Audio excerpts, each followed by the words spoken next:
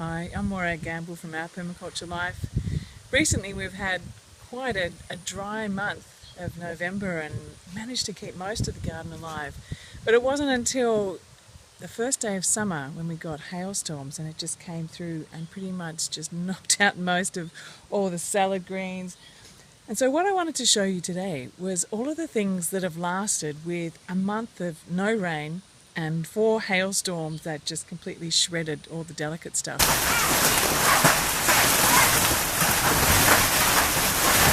What's still growing in the garden and what can we eat?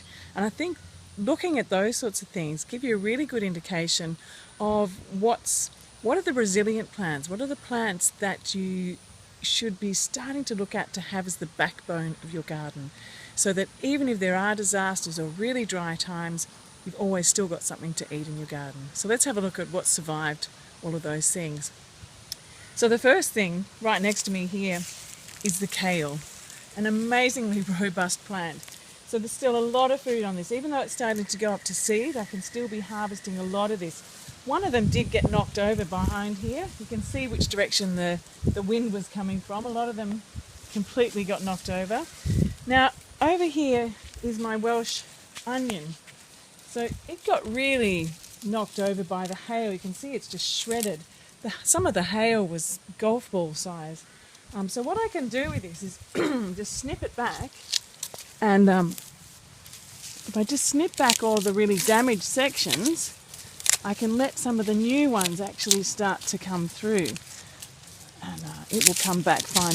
I've had this particular plant for about 20 years. It started in a pot on a share house in the city, and I've taken it with me everywhere. So it lasts, it's robust, and it will continue and come back good again.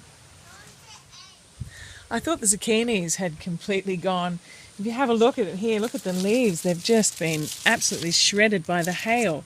But in the week since the hail has come and they brought all the rain, they've actually come back really nicely. Lovely new leaves. And if you look inside, look at all this. Beautiful zucchinis coming back. So I'm pretty happy that our zucchinis have lasted. So we've got zucchinis, we've got Welsh onions, we've got some kale. Surprisingly, all the basil down the front here survived, which is amazing. So just new basil. But there were a lot of lettuces and other sorts of little spinaches growing in here that just got ripped to shreds, so I've had to remove those. I'm about to redo this whole garden in the next week with a no-dig method, so I can show you how to do that when I make my next film. So the society garlic, or the garlic chives, if you look closely you can see all the hail damage on these, but yet they're still standing tall, even though some of the flower heads have been knocked over.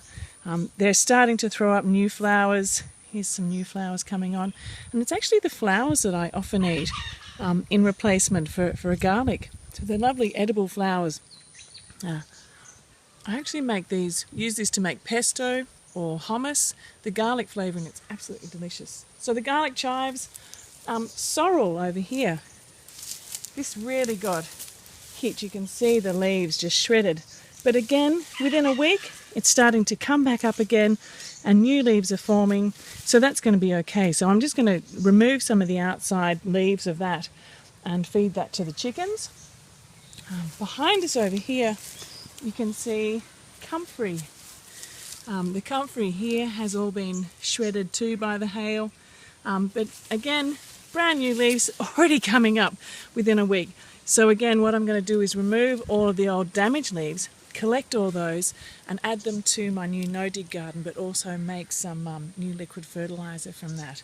This plant here is a really useful plant to have if you're looking to get really robust greens. Well, it's purple, a leafy vegetable to eat. So this is cranberry hibiscus.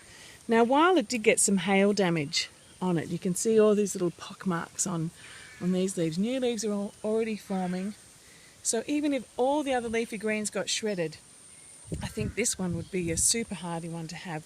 So you can cook this up like a spinach, and as a bush it just is so abundant, and particularly in the warm times. Behind us over here is some sweet potato, and it too did get some leaf damage, but again it's still coming, and it's these young shoots which are edible. So we can be harvesting all of these and cooking this up as a spinach. So again, another leafy green available.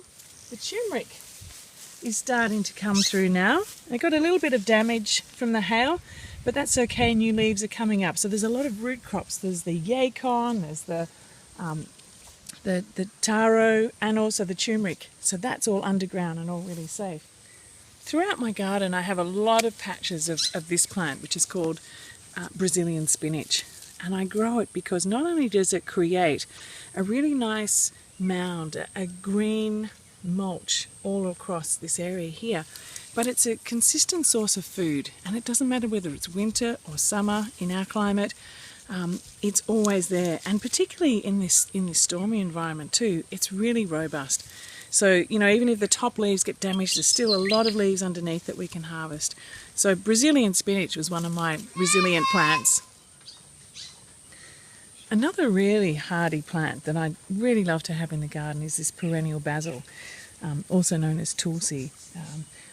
I've spoken about this before in some of my films. I love this plant because it has all these spikes. It provides constant habitat for bees, but it also provides protection for lots of the little insectivorous birds that like to come in here and hide from the predatory birds, and then they can duck around and pick off all the insects from my garden. What I really love about this plant is that it's just so hardy. It survives drought conditions. Even in this hail recently, it really didn't get damaged, and also with the winds. So it's a super hardy plant, and it's one of the key flavours and medicines and teas that I really treasure in my garden. It's such an important plant. So this sacred basil, the cranberry hibiscus, the turmeric, the yacon, perennial Welsh onion and perennial leek down here, society garlic, things like parsley, oregano, rosemary, and all my citruses are just still absolutely thriving, as well as one of my favourite plants, which is the bush tucker lemon myrtle. So even though a lot of the things like the lettuces and the spinaches and the silver beets and all of those sorts of plants have been decimated, all of these other things have just thrived and survived. So I appreciate all of these plants even more because we still have food to eat, even though we've had massive storms in our garden. Now, interestingly, this little section of garden here, have a look at this bit here. It is remarkable considering that this is what all the other sections look like. But you can see what's happening here. It's actually got an umbrella of a pioneer species. This here is Crotalaria. It's a legume, it's a pioneer of a food forest system. And so what happened, it provided a protection, a canopy that saved all of this garden when the hail was there, and also when the winds were absolutely whipping through. If you scan up a bit further above here, you can see what happened to the bananas. The banana tops have all been just shredded by the wind and by the hail. And again, you can start to see in 1 week how much of the new leaf growth is starting to happen. We've got a couple of bunches forming, so I hope we'll still get some out of that, which will be great. But I'm really impressed with the fact that this little garden, nestled in amongst my mini food forest here, has shown such resilience, and it really gives a lot of evidence as why food forest systems and growing and interspersing your vegetables in amongst your fruit trees is a really good thing, particularly when we have more of these kind of extreme weather events that happen and more unpredictability. So while I still am going to replant another salad garden down in that open area, I am also going to be tucking in lots of different things all throughout the garden.